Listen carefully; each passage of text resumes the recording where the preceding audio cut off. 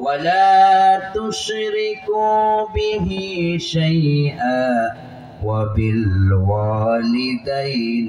إحسانا واعبدوا الله بمعنى التفسير worship your Lord. তুমি জীবনের প্রতিটি ক্ষেত্রেই তুমি তোমার রবের কাছে তোমার দাসত্বের মস্তককে নত করো, গোলামি করো তার। ওয়ালা তুশরিকু বিহি শাইআ, এবং তার সঙ্গে শিরক অংশীদার স্থাপন করো না। To make partnership with Allah is great sin.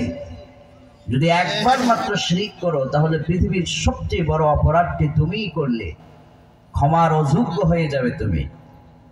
ওয়াবিল ওয়ালিদাইনি ইহসানা, আর তোমার মা বাপ যদি বেঁচে থাকে তাহলে তাদের সাথে সুন্দর আচরণ করো। এই নির্দেশ যিনি দিয়েছেন তিনি কে?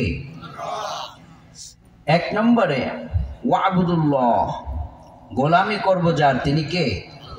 আল্লাহ পাক। এই আয়াতের তাফসীর আল্লাহ পাক মহাগ্রন্থ কোরআনের অন্য আয়াতের মাধ্যমে করে দিয়েছেন। দুনিয়ার কোন মানুষ যদি বলে আমি আল্লাহর ইবাদত কেন করব, আল্লাহর গোলামি কেন করব, আল্লাহ পাক এই আয়াতের ব্যাখ্যা আল কোরআন ইউফাসসিরু বা'দুহু বা'দা, আরেক আয়াত দিয়ে আল্লাহ পাক করে দেখিয়ে দিয়েছেন। আল্লাহ পাক বলেন ইয়া আইয়ুহান নাসু উবুদু রাব্বাকুমুল্লাযী খালাকাকুম ওয়াল্লাযীনা মিন ক্বাবলিকুম লাআল্লাকুম তাত্তাকুন। ও মানুষেরা, উবুদু রাব্বাকুম, তোমরা তোমাদের রবের দাসত্ব করো, রবের গোলামি করো, রবের কাছে মস্তক নত করো।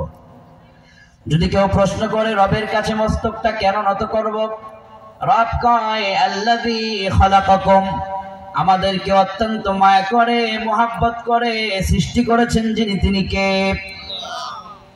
এরপরে আল্লাহ কয় আমি যেহেতু তোমাদেরকে বানিয়েছি সেহেতু তোমরা আমার গোলামি করবে। والذين من قبلكم لعلكم تتقون, আর যারা আল্লাহর গোলামি সঠিকভাবে করতে পারবে তাদেরকে তাকওয়ার উচ্চ চেয়ারে বসে সম্মানিত করবেন যিনি, তিনি কে? আপনার জীবনের প্রতিটি ক্ষেত্রেই আপনার মস্তককে আল্লাহর কাছে নত করার নাম হচ্ছে ইবাদত।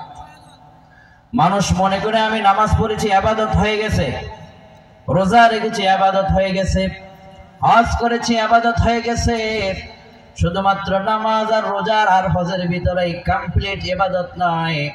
ইবাদতের মূল অর্থ হলো জীবনের প্রতিটি অঙ্গনে রবের কাছে মস্তককে নত করা, ভারতের কাছে নয়। ঠিক কিনা? আজ ভারত আমাদেরকে খুব চোখ রাঙায়। ভারত আমাদেরকে বলছে আমরা নাকি তাদের ভয়ে ভীত, কিন্তু ভারত জেনে গিয়েছে নতুন বাংলাদেশে যে নতুন স্বাধীনতা এসেছে, এই নতুন স্বাধীনতার মধ্য দিয়ে আগামীর বাংলাদেশ হবে কোরআনের রাজ, আর পার্লামেন্ট হবে আল্লাহর কোরআনের পার্লামেন্ট। বলেন ঠিক কিনা? এই জন্য ওরা ভয়ে থরথর করে কাঁপছে যে যদি পার্লামেন্টে আল্লাহর কোরআন চলে যায়, বড় বড় মদের বোতল আর ওরা খেতে পারবে না। পার্লামেন্টে যদি কোরআন চলে যায়, জুলুম, নিপীড়ন, নির্যাতন